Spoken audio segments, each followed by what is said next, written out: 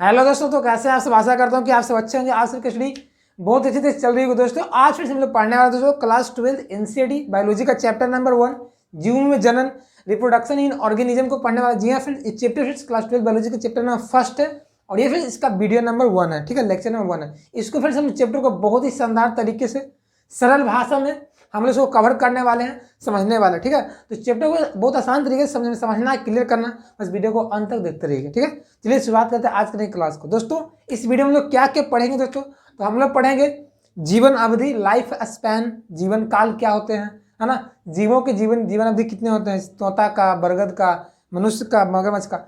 और इसके बाद हम लोग पढ़ेंगे जनन रिप्रोडक्शन, है ना, इसका टाइप्स पढ़ेंगे, लैंगिक अलैंगिक। और उसमें भी फिर हम लोग पढ़ेंगे अलैंगिक जनन के प्रकार। सब बहुत सारे विधि होते हैं, मुकुलन विधि, द्विखंडन विधि, है ना, बहुखंडन विधि, बीजाणु जनन, आपका बहुत सारा होता है, पुनर्जनन, बहुत सारा होता है मैथड। सारे मैथड को हम लोग समझेंगे इसी वीडियो में।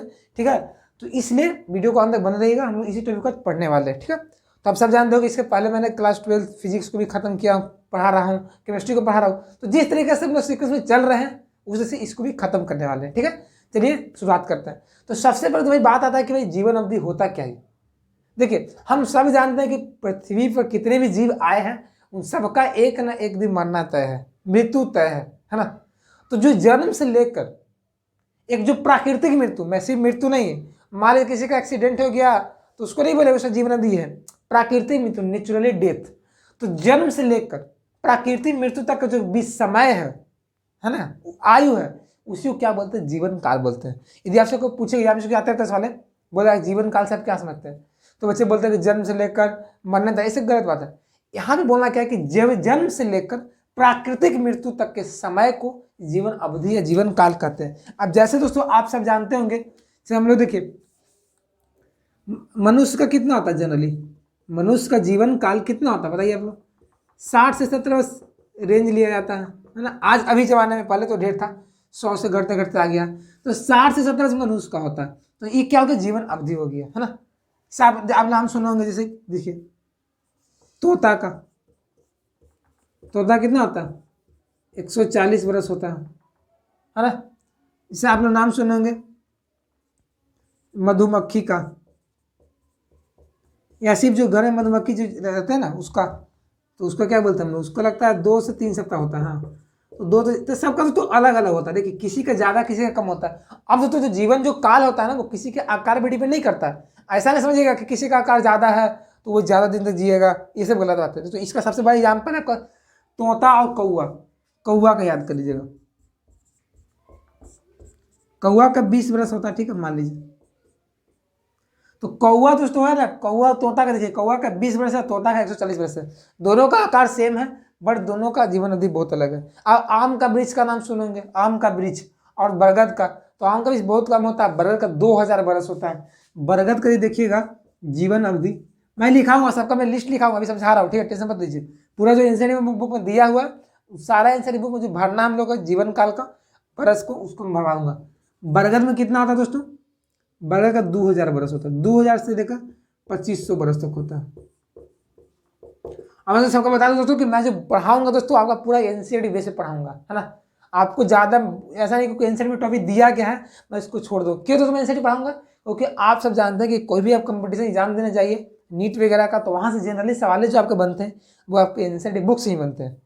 या यूपीएससी का कहीं भी जाइए तो एनसीईआरटी बुक को ही जनरली फॉलो किया था, इसलिए मैं पूरा ओवरऑल मेरा फोकस रहेगा एनसीईआरटी बुक को कवर अप करना। ठीक है, तो ये बरगद का हो गया। तो इस तरह से जैसे जीवन अवधि सारा वर्ष कुछ जीवन कुछ जीवों का है, ठीक है। और जो जीवन जो काल है तो डिपेंड नहीं करता किस पे, आकार पे या शारीरिक आकार पे, उस पर डिपेंड नहीं करता कि किसका ज्यादा होगा किसका कम होगा। ठीक है, तो जीवन काल हो गया, मैं इसको डिफिनेशन को लिखाता हूँ दोस्तों, और कुछ जीवों के जीवन काल को लिखाता हूँ, फिर हम लोग नेक्स्ट टॉपिक पढ़ते हैं जनन इसके प्रकार को। ठीक है, तो चलिए इसको नोट करते हैं पहले।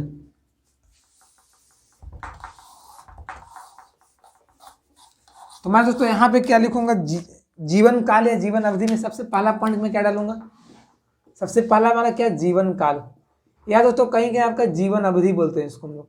अंग्रेजी में कभी कभी एग्जाम में पूछ देगा लाइफ स्पैन क्या है, सॉरी क्या पूछ देगा आपका, लाइफ स्पैन क्या है, तो हम लोग क्या बोलेंगे, क्या बोलेंगे बताइए, जन्म से लेकर जन्म से लेकर कैसा मृत्यु, नेचुरली डेथ, जन्म से लेकर प्राकृतिक, जन्म से लेकर प्राकृतिक मृत्यु तक के समय को, मृत्यु तक के समय को क्या कहते हैं, समय को उस जीव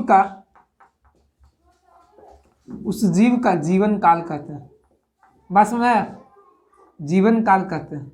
जैसे तो धान का पौधा देखिए, धान का पौधा कितना होता है, जनरली धान के जो पौधा होता है 3 से 4 महीने तक रहते हैं, उसके बाद कट जाते हैं, तो उसका जीवन काल पूरा 3 से 4 महीना हो गया, किसका, धान का। तो ये सब याद करिए, यहाँ में आते रहता है, ठीक है। और दोस्तों सबसे बड़ा एडवांटेज हमारे चैनल पे क्या मिलेगा दोस्तों, कि आपको एक फुली नोट्स प्रिपेयर हो जाएगा, है ना। क्यों, कैसे तैयार होगा, क्योंकि जो मैं जब पढ़ाऊंगा समझाने का जस्ट मैं यहाँ पे बोर्ड पे लिखाऊंगा, तो आपका एक फुली नोट्स बन जाएगा। इस नोट से क्या होगा, आपको एग्जाम के 2-3 महीने पहले आप उसको रिवाइज कर पाएंगे, ठीक है। चलिए अब मैं तो यहाँ पे लिखता हूँ जीवन काल कुछ का, ठीक है। तो मैं यहाँ पे लिखूंगा दोस्तों जीव लिखता हूँ, जीव,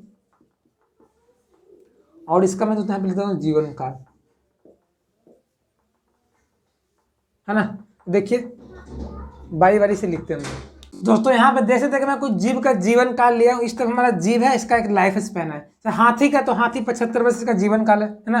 हाथी 75 वर्ष तक जी सकता है, जीवन जी सकता है, मैक्सिमम इसका, है ना। ऐसा नहीं कि सब कुछ जीता है, इसका कम भी होता है। कुत्ता का 15 से 16 वर्ष आप याद कर लीजिएगा, कौवा का 15 वर्ष है, तोता का 140 वर्ष है, तितली का 102 सप्ताह है ना, तितली। गाय का 26 वर्ष है, मगरमच्छ का 60 वर्ष है, घोड़ा का 50 वर्ष, फलमक्खी का 30 दिन है, कछुआ का देखिए 100 से 150 वर्ष इसका लाइफ स्पैन है ना। देखिए इस सारा जो डाटा दोस्तों आपका एनसीईआरटी बुक में दिया गया, आपको एनसीईआरटी बुक में भरना है, इसलिए आप एनसीईआरटी बुक को खरीद लीजिए और उसके साथ रखकर पढ़िए, बहुत मजा आएगा, ठीक है। बरगद आपका दोस्तों क्या 300 से 500 वर्ष है। पीपल का पेड़ दोस्तों 2000 वर्ष है, आप नाम सुने ही होंगे, है ना। बुद्ध भगवान को ज्ञान की प्राप्ति हुआ था ना, तो पीपल के पेड़ की तो उसके पी क्या, उसका बहुत सारा लाइफ है, बहुत ज़्यादा नहीं जीता है, तो उसका प्रमाण भी मिलता है आजकल, है ना। पीपल का पेड़ का तो बहुत ज़्यादा, इसका लाइफ बहुत ज़्यादा दिन तक लाइफ स्पेन, है ना। धान का 4 माह तक है, और दोस्तों सबसे ज़्यादा ऑक्सीजन भी देता है पीपल का पेड़, बरगद वगैरह। तो ये सब है। धान 4 माह आपका 4 महीने रहता है, क्योंकि धान का सीजन आता है ना, तो 4 महीने तक रहता है, उसके बाद उसका कटाई हो जाता है। गुलाब का 10 वर्ष है ना। अब चौके का मतलब गुलाब 10 वर्ष तक रहता है, कोई रहता है उसका मैक्सिमम निकाला गया है, जो जिया सिर्फ निकाला, ऐसा नहीं कि सब कोई रहता है 10 वर्ष तक, लेकिन एवरेज स्टैंडर्ड 10 वर्ष। केला आपका है 25 वर्ष है। तो इस तरह से ये कुछ ऑर्गेनिज्म का हमारा लाइफ स्पेन था, जो मैंने दिखा दिया, है ना। तो इसको आप नोट कर लीजिएगा कि क्या पता ऑब्जेक्टिव वाला आपको दे दे इसको। अब हम फ्रेंड्स आगे बढ़ते पढ़ते जनन क्या होता है, जनन रिप्रोडक्शन क्या होता है, एंड इसका टाइप कितने कितने टाइप के होते हैं, ठीक है। चलिए इसको नोट करिए। अब फ्रेंड्स हम लोग क्या करते हैं, पढ़ते जनन के बारे में, ठीक है, रिप्रोडक्शन। देखिए इसका समझना है फ्रेंड्स आपको ना, तो देखिए आप ऐसे भी क्लास 10th में पढ़े होंगे आप लोग इसका, है ना, वो भी तो जानते होंगे। खैर छोड़िए हटाइए, यदि पता नहीं हो कोई टेंशन नहीं, मैं थोड़ा बेसिक से पढ़ा ही रहा हूँ तो चलता हूँ सर। देखिए इसका यदि वर्ड को अलग अलग करिएगा फ्रेंड्स ना, तो इसका जनरली जो मतलब होता है वो होता है निर्माण करना। जनन का मतलब क्या होता है, तो निर्माण करना, ठीक है। फॉर्मेशन, है ना। प्रोडक्शन, इसको ऐसे बोल सकते हैं, क्या बोल सकते हैं, प्रोडक्शन बोल सकते हैं। मतलब क्या होता है, उत्पाद बनना, कुछ निर्माण करना। तो जनन में दोस्तों क्या होगा, उसकी बायोलॉजी पढ़ रहे हैं, तो हम लोग जीवों से रिलेटिव है, जीवों के बारे में ही पढ़ रहे हैं। तो जनन में क्या होता है फिर, नए जीव का निर्माण होता है। क्या होता है, सीधा से मतलब यहाँ पे है, जनन में क्या होता है, नए जीवों का निर्माण। अब देखिए, अब नए जीवों का जो निर्माण हो रहा है वो क्या कहलाता है, जनन कहलाता है। अब नए जीवों का निर्माण किस तरीके से हो रहा है, उसके आधार पर हम इसको बांटते हैं जनन को, है ना। जनन का मतलब क्या होता है, निर्माण करना, नए जीवों का निर्माण करना, है ना। कैसे निर्माण होगा, किसी संतत, किसी के द्वारा होगा, जनक के द्वारा होगा, जिससे बनेगा उसको जनक बोलते हैं, और जो निर्माण होगा उसको बोलते हैं संतति, है ना। तो हम डॉटर बोलते थे उसको। तो इसका यदि परिभाषा देखा जाए जनक का, तो क्या बोलते हैं, किसी जीवों के द्वारा नए संतति के निर्माण की प्रक्रिया क्या कहलाती है, जनन कहलाती है ना। किसी संतति के द्वारा नए जीवों के निर्माण की प्रक्रिया जनन कहलाती है। अब 2 टाइप के जनन होते हैं, कैसे कैसे देखिए, जिसमें जनन सबसे पहला तो आपका टाइप आ जाएगा, सबसे पहले तो आपका आ जाएगा लैंगिक जनन। अब लैंगिक में क्या होगा भाई, देखिए ये मैं बताता हूं। अब लैंगिक में तो इसको क्या बोलते हैं, इसको सेक्सुअल रिप्रोडक्शन बोलते हैं। क्या बोलते हैं इसको सेक्सुअल रिप्रोडक्शन, इसको एसेक्सुअल रिप्रोडक्शन बोलते हैं, ठीक है।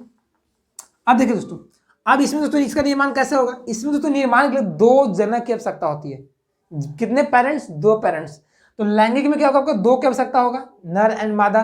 और अलैंगिक में क्या होगा, एकल जनक द्वारा, सिर्फ एक की मौजूदगी में इसमें क्या होगा, संतान की उत्पत्ति होगी, संतति का निर्माण होगा, उसको अलैंगिक जनन। ये जनरली दोस्तों आपका अलैंगिक जनन होता है बैक्टीरिया वगैरह में, प्रोटिस्टा में, सब ना, अमीबा है, हाइड्रा है, ईस्ट है ना, उस सब में क्या होता है आपका जनरली अलैंगिक जनन होता है। यहाँ तक कि पेड़ पौधों में भी अलैंगिक जनन होते हैं।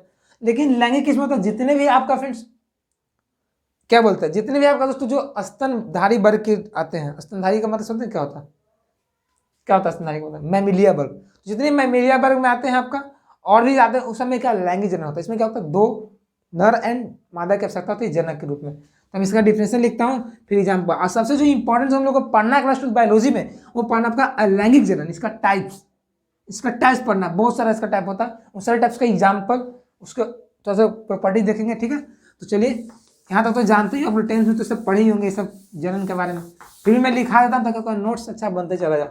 मैं सबसे पहले लिखूंगा जनन, इसको क्या बोलते हैं हम लोग, रिप्रोडक्शन बोलते हैं, है ना। क्या मैं बोलूंगा भाई इसका, क्या बोलूंगा, जनन क्या बोलूंगा, वैसा प्रक्रिया, वैसा प्रक्रिया, वैसा प्रक्रिया जिसके, वैसा प्रक्रिया जिसके अंतर्गत, वैसा प्रक्रिया जिसके अंतर्गत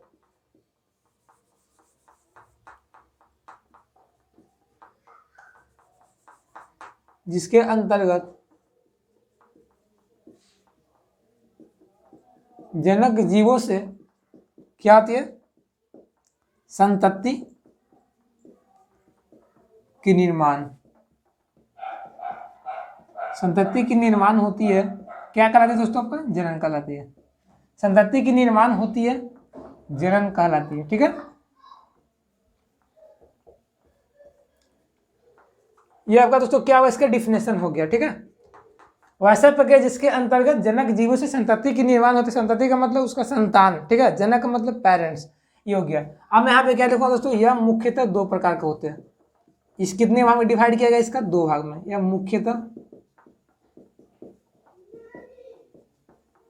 मुख्यतः दो प्रकार के होते हैं। सबसे पहला हमारा क्या था दोस्तों आपका, लैंगिक,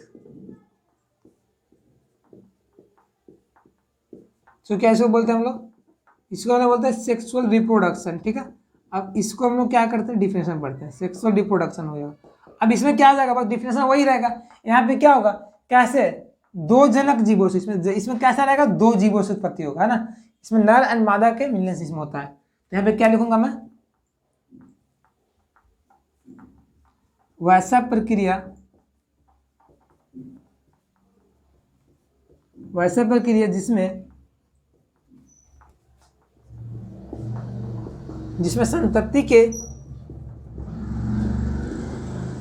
संतति के निर्माण के लिए नर एवं मादा दोनों भाग लेते हैं, ठीक है।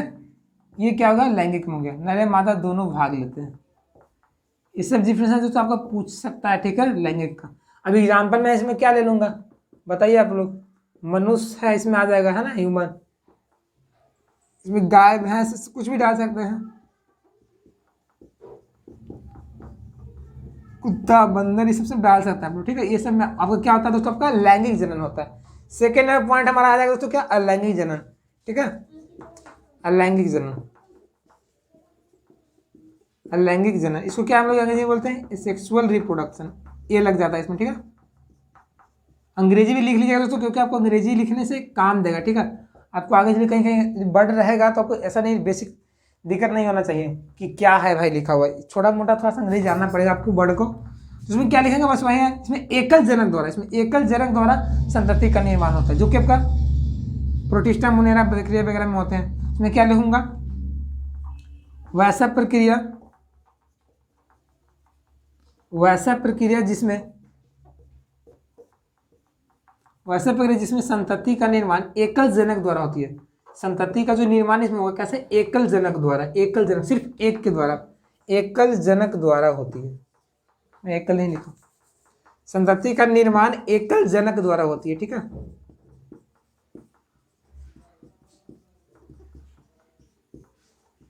क्या कराती है दोस्तों? आपका अनलैंगिक जनन। इसमें एग्जाम्पल दोस्तों क्या ले लेंगे, कहाँ कहाँ वही होता है? जैसे सबसे पहला तो मैं लेता हूँ हाइड्रा में ले लेता हूँ, अमीबा आपका ले लेता हूँ, है ना, ईस्ट वगैरह ले लेता हूँ। बहुत सारे इसमें जीव आएगा, ठीक है, एक नहीं बहुत सारा आपका जीव आएगा इसमें क्या होता है? आपका अलैंगिक जनन होता है, ठीक है। कुछ आपका पादपों में भी होते हैं, है ना, कुछ पेड़ पौधे में भी होते हैं। अब दोस्तों कैसे आप नोट करके एक पॉइंट डालिए दोस्तों, नोट क्या है अलैंगिक जनन से रिलेटिव, क्योंकि एग्जाम में बहुत बार आपको पूछ देता है ना। क्या मैं नोट करवाऊंगा? जो देखिए दोस्तों, जो अलैंगिक जनन से जो जीव बनता है ना, जो संतान बनते हैं, संतति बनते हैं, उसको फ्रेंड्स कहते हैं क्लोन, एकल पुंजक। क्यों कहते हैं भाई? क्योंकि दोस्तों जो बनता है ना वो हू बहू अपने पेरेंट्स के समान होता है, एकदम हू बहू, मतलब होता है ना एक क्या जीरोक्स कॉपी। हम लोग में क्या कुछ विविधताएं आते हैं, है ना, कुछ हम लोग में इनहेरिटेंस आते हैं, कुछ है ना विविधता आते हैं। बट दोस्तों अलैंगिक जनन में क्या होता है, जो संतति का निर्माण होता है वो जस्ट अपने पेरेंट्स के जैसा होता है, एकदम हू बहू। आपको पता नहीं चलेगा कि पेरेंट्स है या डॉटर है ना, आपका क्या संतति है। तो हम यहाँ पे नोट करके लिखाता हूँ क्या, अलैंगिक जनन द्वारा उत्पन्न संतान को, देखिए दोस्तों मैं आपको तो पढ़ाऊंगा तो साथ साथ कुछ इंपॉर्टेंट पॉइंट को लिखा दूंगा जो कि एग्जाम में आ सकता है। ऐसा नहीं सिर्फ पढ़ाते चले जा रहा बस वही, ये सब बात नहीं। हमारे पढ़ाने आपको अलग तरीका है जो कि आपको देखने के बाद पता चलेगा, इंटरेस्टिंग जगह, ठीक है। तो क्या मैं बोलूँगा, अलैंगिक जनन द्वारा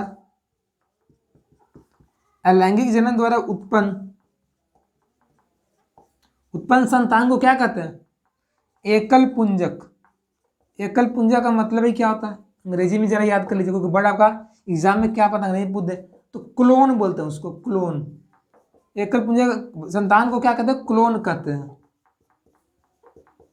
जो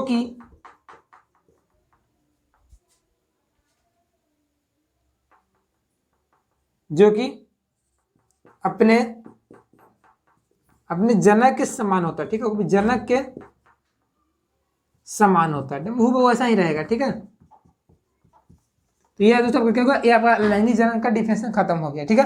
अब आगे हम लोग बढ़ते फ्रेंड्स, पढ़ते हैं अलैंगिक जनन का टाइप्स, जो कि बहुत ही इंपॉर्टेंट है हम लोग के लिए, है ना, जो कि आपको लिए नया मिलेगा, आपको 10th में नहीं पढ़े होंगे, डिटेल में नहीं पढ़े होंगे, ठीक है। अभी तो 10th ही का बात आ रहा था, तो इसको नोट करिए ताकि मैं आगे बढ़ता हूँ अलैंगिक जनन के टाइप्स में।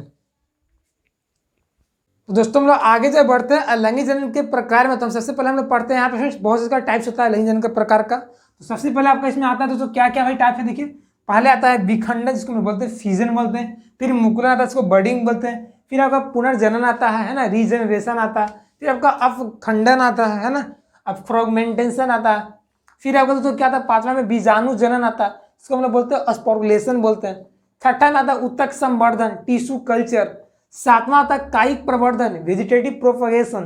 तो ये जरूर सारे 7 टाइप्स हैं, इस सातों टाइप्स आपका अलैंगिक जनन के प्रकार में आते हैं। मतलब कि इस सारे टाइप्स में हम लोग जो जनन प्रक्रिया को समझेंगे, संतति का जो निर्माण होगा वो सिर्फ और सिर्फ एकल जनक के द्वारा होगा, ठीक है।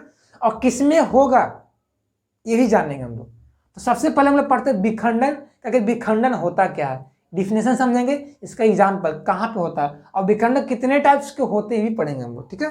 चलिए तो विखंडन को हेडिंग डालते हैं, तो मैं यहाँ पे हेडिंग डाल देता हूँ विखंडन, सबसे पहले 1 नंबर। तो विखंडन को क्या बोलेंगे, क्या विखंडन का नाम समझिए। आप तो हिंदी पढ़े ना थोड़ा सा 10th में पढ़े होंगे तो कोई ठीक है, नहीं तो कोई दिक्कत नहीं, पढ़े तो ठीक है। विखंडन का मतलब क्या होता है? विभाजित हो जाना। विखंडन मतलब विभाजित हो जाना, है ना। तो विखंडन दोस्तों क्या होगा ना, संतति जीव का निर्माण जो होगा ना विभाजन के प्रोसेस द्वारा होगा। बोले कि सर मुझे समझ में आ नहीं रहा क्या बोल रहे हैं आप, बोलिए, सही बात है, पूछना हम लोग का हक है, जन्म सिद्ध अधिकार है ना, संवैधानिक हम लोग को अधिकार दिया गया है। तो मान लीजिए अमीबा है ना, तो अमीबा का एक केंद्रक है बीच में। अब सोचिए क्या दोस्तों ये डिवाइड ऐसे हो जाएगा, ऐसे देखिए क्या होगा दोस्तों आपका, ये इस तरह से क्या होगा, ये जो इसका क्या होगा ना, ये धीरे धीरे धीरे क्या फैलने लगेगा, और इसका जो केंद्रक जो दोस्तों ये ना वो इस तरह से बन जाएगा। अब ऐसे होने के बाद तो क्या होगा, मान लीजिए कुछ राजधानी वगैरह कुछ पदार्थ मिले हुए हैं। अमीबा का जानता है अमीबा का फिर कैसे होता है, ये नियमित आकार का संरचना होता है। अमीबा दोस्तों ऐसे बोला जाता है दोस्तों कि अमीबा कभी मरता नहीं है, अमीबा अमर है। भाई जान लीजिए अमर कैसे है, पता नहीं क्या अमृत पी लिया हुआ हो सकता है, अमीबा नहीं मरता है। क्यों नहीं मरता मैं अभी बता दूंगा अभी। अब दोस्तों ये जो दो केंद्रक जो होगा दोस्तों ये अलग अलग डिवाइड हो जाएगा। डिवाइड होने के बाद दोस्तों क्या होगा ना, ये तो ऐसे है ना, अब दोस्तों क्या होगा ना आपका, ये दोस्तों अमीबा दोनों अलग अलग हो जाएगा, यहाँ से तो अलग अलग हो जाएगा और केंद्रक भी के अलग अलग अमीबा में चले जाएंगे। तो यहाँ से देख सकते हैं दोस्तों कि विभाजित हो गया, ये क्या हो गया, विभाजित अलग अलग हो गया, विभाजित हो गया। पहले अमीबा एक ही था, ये क्या आपका, ये आपका अमीबा, अमीबा एक ही था, बट क्या हुआ, इसका जो केंद्र विभाजित होने लगा, होने के बाद ये क्या हुआ, अमीबा दो भाग में बट गया, है ना।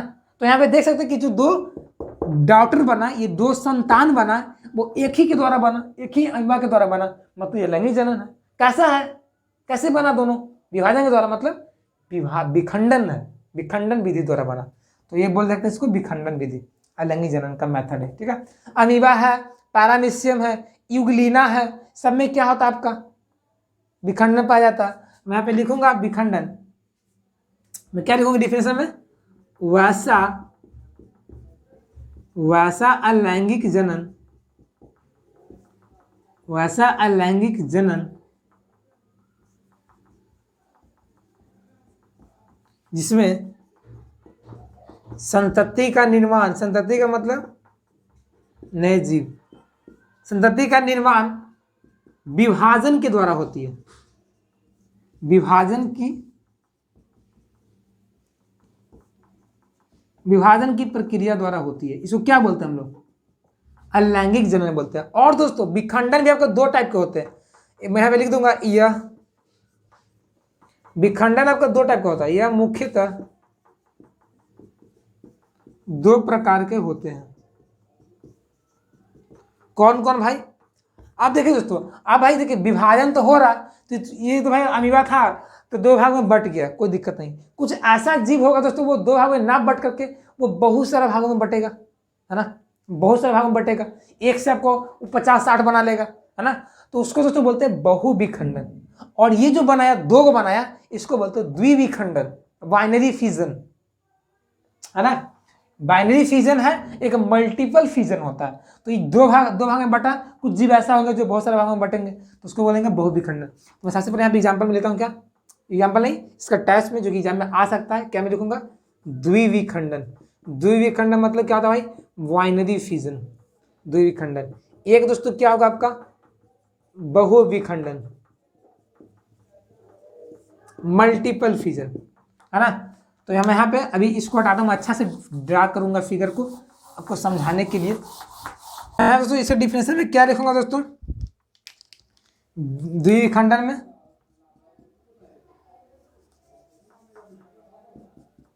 मैं यहाँ पे क्या लिखूंगा, विखंडन की वैसी प्रक्रिया, विखंडन की वैसी प्रक्रिया जिसमें जीव दो भागों में विभाजित होकर, तो दोस्तों द्विविखंडन में क्या होता है दोस्तों, कि वैसा प्रक्रिया जिसमें जीव दो भागों में विभाजित होकर क्या करते हैं, संतति का निर्माण करते हैं, दो भागों में बंटकर संतति का निर्माण करते हैं,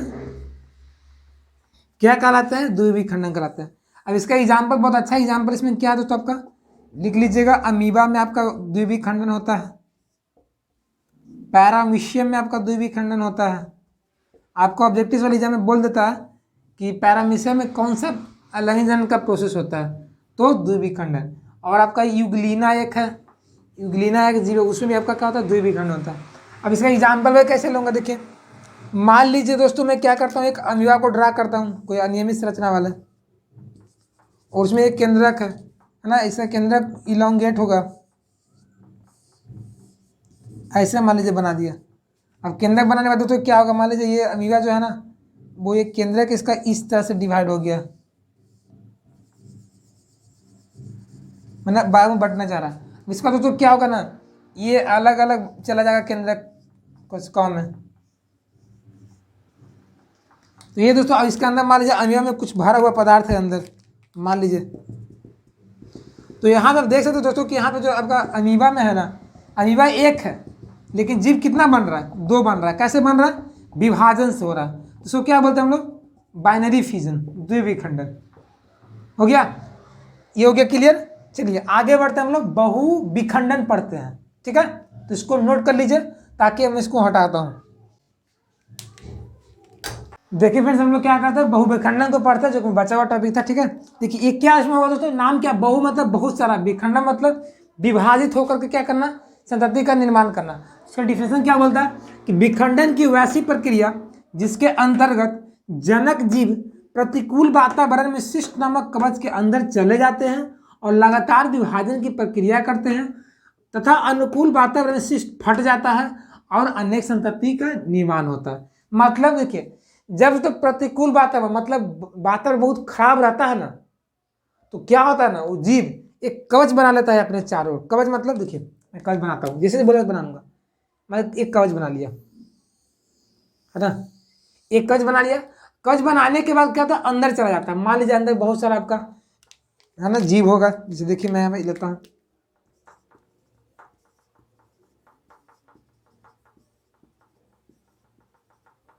है ना, सब जीव है ना अंदर। अब इसके अंदर कुछ और भी रहेंगे मटेरियल, ना कुछ रहेगा। अब तो इस सिस्टम का कवच तो बना लिया ब्लू वाला, बनाने के बाद अब अंदर तो क्या होगा, विभाजन हो रहा है, अंदर ही विभाजन हो रहा है, विभाजन कर लिया। उसके बाद दोस्तों क्या करता है ना कि जब वातावरण अनुकूल होता है, मतलब इसके अकॉर्डिंग वातावरण आ जाता है जहाँ तक ये रह सकता है, तो अनुकूल वातावरण में क्या होता है, ये सिस्ट फट जाता है। फट जाता मतलब ऐसे ऐसे, ये ब्लू वाला जो है ना, ये परत, जो परत है आपको जिसको बोलते हैं, इसको सिस्ट बोलते हैं, सिस्ट, सिस्ट नामक का चीज को बोलते हैं। ये फट गया, और फटने के बाद दोस्तों ये क्या होता है ना कि जो सारा जो तो जीव है ना वो बाहर निकल जाता है। जो सारा जो जीव है दोस्तों ना बाहर निकल जाता है। सारा जीव दोस्तों क्या होता है, बाहर निकल जाता है। तो ये इससे देख सकते हो तो कि ये भी क्या आपका विभाजन का एक प्रोसेस है, बहु विखंडन का लगा कि यहाँ बहुत सारा जीव बन रहा है ना निकल करके, तो इसको क्या बोलते हैं, बहु विखंडन बोलते हैं। और दोस्तों ये बहु विखंडन होता कहाँ पे, तो सबसे पहले तो आपका अमीबा में भी हो सकता है, अमीबा में भी। और दोस्तों कहाँ कहाँ हो सकता है आपका दोस्तों, प्लाज्मोडियम में भी हो सकता है, प्लाज्मोडियम जीवाणु। और कहाँ कहाँ हो सकता है दोस्तों, और एक दोस्तों लिस्मेनिया एक करके जीव है, उसमें भी हो सकता है। तो लिस्मेनिया में और प्लाज्मोडियम में और आपका अमीबा में होता है। तो आपको एग्जाम में ऑब्जेक्टिव वाले पूछ देगा कि लिस्मेनिया में कौन सा लैंगिक जनन का विधि होता है, तो क्या ऐसा होता है, बहु विखंडन, है ना। अमीबा में भी विखंडन द्विखंडन दोनों होता है, प्लाज्मोडियम में भी होता है। तो इस तरह से आपका क्या होता है, आपका बहु विखंडन कहलाएगा, ठीक है। तो इसको नोट करिए ताकि मैं आगे पढ़ता हूँ। आगे दोस्तों हम लोग को क्या पढ़ना है बताइए आप लोग। सेकेंड नंबर क्या दोस्तों हम लोग का था।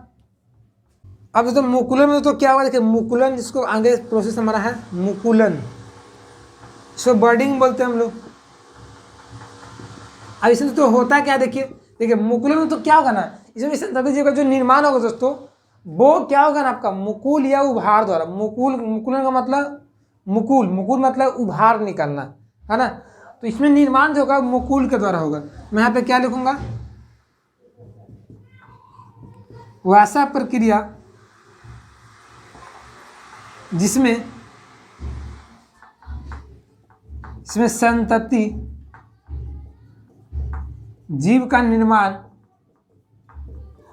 कैसा दोस्तों होता है, मुकुल या उभार द्वारा। बड निकलना, बडिंग निकलना, बडिंग, मुकुल निकलना, तो मुकुल या उभार द्वारा होता है।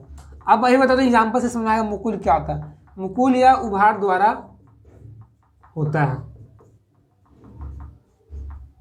जैसे मान लीजिए हाइड्रा में, तो हाइड्रा में क्या होता है, आपका मुकुलन होता है। हाइड्रा में तो क्या होता है, मुकुलन होता है। तो मैं जैसे मैं एग्जाम्पल लेता हूँ, देखिए मान लीजिए हाइड्रा है, मान लीजिए ऐसा है, ऐसा मान लीजिए हाइड्रा है दोस्तों, और यहाँ पे तो मान लीजिए मुकुल निकल गया, धीरे धीरे धीरे मुकुल निकल रहा है। निकलना दोस्तों क्या होगा दोस्तों, ये तो आपका ऐसे ऐसे है ही, और तो ये विकसित होने लगेगा धीरे धीरे, ये आपका ऐसे बन गया। ऐसे बनेगा तो फिर क्या होगा, और धीरे धीरे विकसित होगा। ये मुकुल जो निकल रहा है, इसका उभार निकल रहा है दोस्तों। मान लीजिए आपका यहाँ पे भी कुछ ऐसे निकला हुआ। अब दोस्तों क्या दोस्तों निकलने के बाद दोस्तों क्या होगा ना, ये धीरे धीरे और विकसित होगा, और ये भी दोस्तों आपका ऐसे ऐसे बना देगा, है ना। अब बना दोस्तों क्या होगा, ये आपको दोस्तों अलग हो जाएगा धीरे से, ये अब अलग हो जाएगा इससे। ये जो क्या था, ये मुकुल निकला था, ये उभार निकला। ये उभार निकलने होता तो क्या हुआ, ये धीरे धीरे विकसित हुआ। विकसित होने वाला क्या हुआ, ये इससे अलग हो गया। किससे, अपने जनक से। और अलग होने के बाद क्या किया, एक नए संतति का निर्माण किया। तो ये क्या होगा, तो क्या होगा, मुकुलन। ये कैसे कहलाएगा, मुकुलन कहलाएगा, है ना। ये हाइड्रा में आपका पाया जाता है, आपका साइकन में होता है, बहुत सारे कोशिकी जीव में भी पाया जाता है। और दोस्तों मुकुलन में दो तरह का होता है, याद कर लीजिएगा। मुकुलन में तो एक अंतः मुकुलन, एक बाह्य मुकुलन। बाह्य मुकुलन में क्या होगा, जो छोटे छोटे जो उभार या मुकुल निकलेंगे वो जनक शरीर के बाहर निकलेंगे, हाइड्रा में, साइकन में। और दोस्तों जो अंतः मुकुलन होता है ना, वो जीव शरीर के अंदर निकलता है। जैसे आपका एक जीव का नाम है स्पंज। स्पंज जो दोस्तों जीव है ना, स्पंज, उसमें दोस्तों आपका क्या होता है ना, आपका जीव जो अंतः मुकुलन होता है, अंतः मुकुलन,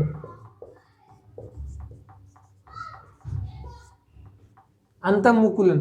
तो ये आपको याद कर लीजिएगा, मुकुलन दो तरह का, अंतः बाह्य। अंतः मतलब जीव शरीर का अंदर, किसमें, स्पंज में। और बाह्य मतलब जीव शरीर के बाहर, जैसे हाइड्रा में, आपका साइकन में। याद कर लीजिएगा। तो मुकुलन हमारा क्लियर हो गया। आगे हम लोग थर्ड बढ़ते हैं, अब खंडन को पढ़ते हैं, ठीक है, फ्रैगमेंटेशन को पढ़ते हैं। इसको नोट करिए दोस्तों। हम लोग आगे बढ़ते तो पढ़ते हैं फ्रेंड्स हम लोग क्या, इसका आगे का मेथड क्या बचा, पुनर्जनन, रीजनरेशन। ये क्या था भाई, देखिए इसका नाम है छिपा, रीजनरेशन मतलब दोबारा निर्माण करना। पहले से हो गया फिर दोबारा निर्माण करना। इसमें होता क्या है भाई, इसमें ऐसे इसका डिफिनेशन में लिख दिया हूँ पहले से ही। क्या बोला कि अलैंगिक जनन की वैसी प्रक्रिया जिसमें संतान की उत्पत्ति जनक शरीर के खंडों से होता है। मतलब जो शरीर, जो जनक बनेगा, जो संतति का निर्माण होगा, वो क्या होगा, जनक शरीर के खंड से होगा। मतलब मान लीजिए एक जनक से, मान लीजिए प्लेनेरिया है, मैं इसका एग्जांपल देता हूँ, प्लेनेरिया। ये आपका किस में होता है दोस्तों, ये आपका प्लेनेरिया में होता है, प्लेनेरिया में होता है ना। तो प्लेनेरिया में तो ये होता है, देखिए हमारे प्लेनेरिया है। अब इस तरह से हमारे शरीर है, देखिए अब शरीर को दोस्तों मैं क्या किया ना, इसको मैं 4 भाग में डिवाइड किया। देखिए 4 पार्ट में डिवाइड किया। देखिए पहले मैं यहाँ से काट दिया, फिर इसका भाग जो है ना कुछ ऐसे कट गया, यहाँ से, फिर तो इसका कुछ भाग यहाँ से कट गया यहाँ तक, और फिर नीचे वाला। अब तो सारा इसका कट गया। कटता कैसे हो बताइए, मान लीजिए तो ऐसा कुछ रीजन होगा, मान लीजिए प्राकृतिक इसका मृत्यु हो गया, या कहीं वातावरण खराब है, तो इसका तो कुछ भाग कट जाएगा। तो कटने के बाद तो क्या होगा ना, मान लीजिए बाहरी दबाव के कारण, बाहरी प्रेशर के कारण से कट जाएगा। तो कटने के बाद तो क्या होगा ना, ये छोटा जो भाग है ये एक नया भाग बना लेगा, एक नया शरीर का निर्माण कर लेगा। जो अपना जो बचा हुआ पार्ट्स है, बचा हुआ भाग, उसको क्लियर कर लेगा। और ये जो बीच में कट है, ये भी तो क्या करेगा ना, अपना पूरा शरीर का निर्माण कर लेगा। ये भी पूरा शरीर का निर्माण कर लेगा, यही भी कर लेगा। तो इस तरह से देख सकते हैं कि एक नए जीव का निर्माण हो रहा है। कैसे हो रहा है, कटे हुए भाग से हो रहा है ना। तो ये आपका क्या होगा, प्लेनेरिया में होता है। इसको क्या बोलते हैं, पुनर्जनन इसको बोलते हैं, रीजनरेशन। आगे आते हैं तो अपखंडन, जस्ट ऐसा ही आपका पुनर्जनन जैसा। बट दोस्तों यहाँ पे जो विखंडन होता है ना, वो खंडन स्वतः होता है, अपने आप विभाजन इसका होता है। इसमें दोस्तों विभाजन जो हो रहा है ना, वो दोस्तों होता है बाहरी दबाव के कारण। वैसे क्या डालूंगा, बाहरी दबाव के कारण। यहाँ दोस्तों जो निर्माण हो रहा है, वो बाहरी दबाव के कारण निर्माण हो रहा है। किसका, खंडों का, लेकिन इसे स्वतः विभाजन हो रहा है। तो इसका डिफिनेशन क्या लिखूंगा, वैसा प्रक्रिया जिसमें संतति का निर्माण जनक शरीर के खंडों द्वारा होती है तथा इस खंडों का निर्माण स्वतः विभाजन द्वारा होता है। क्या कहलाता है, अपखंडन। सो क्या बोलते हैं अंग्रेजी में, फ्रैगमेंटेशन। अब यहाँ भी एग्जाम्पल देखिए, ये आपका है, ये क्या भाई, आप बोले क्या है सर, मुझे पता नहीं चल रहा। तो ये दोस्तों कुछ नहीं है आपका, इसको स्पाइरोगायरा बोलते हैं, स्पाइरोगायरा। 11th में पढ़े होंगे आप लोग, यदि 11th का बायोलॉजी को पढ़े होंगे तब। तो स्पाइरोगायरा है। तो यहाँ देख सकते हो तो कि आपका स्पाइरोगायरा है, इसका कुछ भाग कटा, कटने के बाद भाग पूरा निर्माण कर लिए एक नए जीव का। तो इस तरह से क्या बोलते हैं, इसको अपखंडन बोलते हैं। तो 4 हम लोग अपखंडन क्लियर हो गया। आगे बढ़ते हैं हम लोग, ठीक है। तो इसको नोट करिए दोस्तों, चलिए। और दोस्तों आप नोट्स बनाते चलिएगा, क्योंकि आपको बहुत अच्छा काम करेगा एग्जाम के 2-3 महीना पहले, ठीक है। और दोस्तों वीडियो अच्छा लग रहा था प्लीज़ यार, क्या शर्मा रहे हैं, सब्सक्राइब करते चलिए और वीडियो को लाइक भी करते चलिएगा, ठीक है। ये सब बात बोलने का चलिए आपको करना चाहिए, ठीक है। चलिए तो फ्रेंड्स हम लोग नेक्स्ट आते हैं। फ्रेंड्स हम लोग 5वां नंबर पढ़ते हैं, बीजाणु जनन, स्पोरुलेशन। स्पोरुलेशन में क्या होता है भाई, देखिए एक तरह से अलैंगिक जनन का एक विधि है, प्रोसेस है। क्या बोलता है, देखिए दोस्तों, बीजाणु जनन में नाम में इसका छिपा डिफरेंस है। बीजाणु का मतलब बीजाणु से इसका निर्माण होगा, बीजाणु से इसका जो निर्माण होगा, इसमें जो होगा क्लाइमेडोमोनास में होते हैं आपको बीजाणु जनन, है ना। तो बीजाणुओं के द्वारा इसमें क्या होगा, नया संतति का निर्माण होगा। तो इसमें क्या रेफरेंस में बोला है, अलैंगिक जनन की वैसी प्रक्रिया जिसमें संतति का निर्माण क्या होता है, बीजाणुओं के द्वारा होता है। और दोस्तों बीजाणु भी बहुत आपके टाइप होते हैं। तो बीजाणु आपका दो तरह का होता है, जैसे एक आपका चल बीजाणु, एक अचल बीजाणु। चल मतलब क्या होता है, मोटाइल गतिशील हो, और अचल मतलब जो गतिशील ना हो, है ना। तो दो तरह के बीजाणु होते हैं, चल और अचल, मोटाइल नॉन मोटाइल बीजाणु। आपका दोस्तों छठा नंबर में क्या था, आपका उत्तक संवर्धन, जो कि बहुत इंपॉर्टेंट है। टिश्यू कल्चर एग्जाम में बहुत आता है सवाल, इसे बोल देता है टिश्यू कल्चर से आप क्या समझते हैं। तो समझिए प्रोसेस क्या। देखिए हम लोग क्या करते हैं दोस्तों ना, कि कोई पौधा के छोटे से भाग का क्या करते हैं, कोशिका को निकाल लेते हैं। कोशिका या उत्तक को दोस्तों, उत्तक को काट करके क्या करते हैं दोस्तों, हम लोग एक गमले में लगाते हैं, जिसको बोलते हैं कैलस, छोटा जो कोशिका उत्तक का टुकड़ा होता है। लगाने के बाद दोस्तों उसमें हम लोग कुछ हार्मोन डालते हैं, पादप हार्मोन। डालने के बाद दोस्तों जब कुछ दिन तक छोड़ा जाता है, उसको देखभाल किया जाता है, तब उसके बाद क्या होता है मेरे बच्चों, वहाँ पे एक नए पादप का निर्माण होता है। समझ बात को, कैसे निर्माण हो रहा है, उत्तक के द्वारा निर्माण हो रहा है। मैंने किसी, मान लीजिए गुलाब का पौधा है कि किसी का पौधा है, उसको मैंने उत्तक को काट लिया, काटने के बाद मैं गमले में रख दिया, उसको कैलस बोलेंगे। और रखने के बाद मैंने क्या किया, उस पर कुछ हार्मोन डाला। तो हार्मोन डालने के बाद जब मैं उसको कुछ दिन तक छोड़ूंगा तो क्या बना, नया पादप बनेगा। तो देखिए पहले यहाँ पे ही लिखा गया है कि वैसा अलैंगिक जनन जिसमें नए पौधे का जो निर्माण कृत्रिम तरीके से कोशिका या उत्तक के द्वारा परखनली में तैयार किया जाता है, उत्तक संवर्धन कहलाता है। यानी कि आप बोल सकते हैं कि ये आपका ना आर्टिफिशियल प्रोसेस है, क्योंकि इसमें मानव हस्तक्षेप कर रहा है ना। तो ये आपका उत्तक संवर्धन एक तरह से अलैंगिक जनन का विधि है, क्योंकि जान रहे हैं कि यहाँ पे एक पौधा से दूसरे पौधा का निर्माण हो रहा है, मतलब ये अलैंगिक जनन है। आगे बढ़ते हैं,